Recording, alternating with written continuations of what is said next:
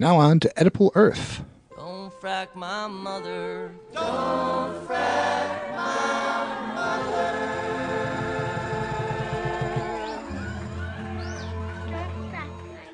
They tell us to pull ourselves up by our bootstraps while they're hoisted high by a golden crane. Did you know that there's a business out there that gets tax breaks so big that it makes their effective tax rates zero? This same business gets trillions of dollars in government handouts. You may be asking yourself, what noble cause do these companies perform? The answer is, for engaging in the most profitable business in history, the fossil fuel industry receives $5.3 trillion a year in government subsidies. Think about that and then realize that many of the billionaires that get the trillions of dollars of government handouts are the same assholes that are against any type of social welfare. Well, at least for anyone who isn't rich enough to have their own lobbyists. Imagine how much good could be done for the underprivileged people around the world. Let's look at global poverty. Even if income for the 80% of the world living below $10 a day was bumped up to $20 a day, the $85.7 billion would only add up to 1.6% of the wealth of the world's billionaires. If we took the $5.3 trillion a year and put it into green technologies, the world could go green in less than 9 years. And there are good reasons to do just that.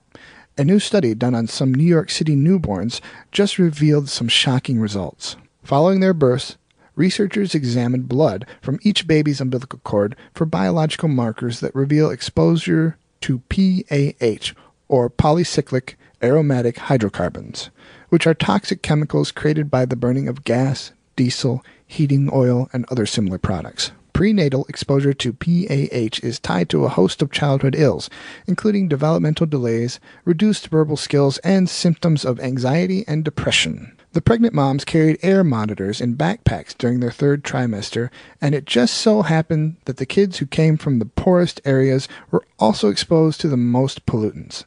These same kids scored 6.6 points lower on average on overall IQ tests than children from less polluted, richer areas. In addition, the kids scored 8 points lower for working memory, which is what people use to plan and carry out behavior, and 5.7 points lower for perceptual reasoning, which allows people to visualize solutions to nonverbal problems. Considering the IQ scale in which 119 to 110 equals superior intelligence, 109 to 90 normal or average intelligence, 89 to 80 equals dullness, 6 to 8 points can make all the difference in the world, not to mention all the IQ points we've already saved by switching to unleaded gasoline. Need more reasons? An estimated 7 million people died globally due to air pollution in 2012. Fracking chemicals are polluting our freshwater reserves, and according to the U.S. Department of Energy, 1.3 million gallons of petroleum is spilled into just U.S. waters from vessels and pipelines in a typical year. A major oil spill could easily double that amount. Well, at least when all the wells start to run dry, and we still haven't made the switch to green energy, we can just siphon out all the shit we spilled into the ocean. That could even buy us the 9 years it would take to go green. Or we could just do it now and save ourselves a lot of shit. Intrepid Spirits by Q Factory.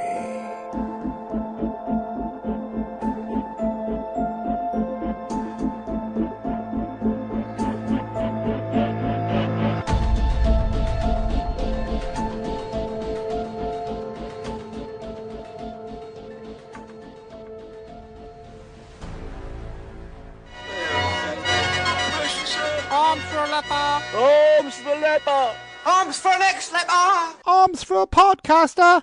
If you like this show, please go to sovcast.tumblr.com. That's SOVCAST.tumblr.com.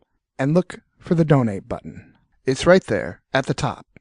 I'll just wait here while you go do that, okay? Hello?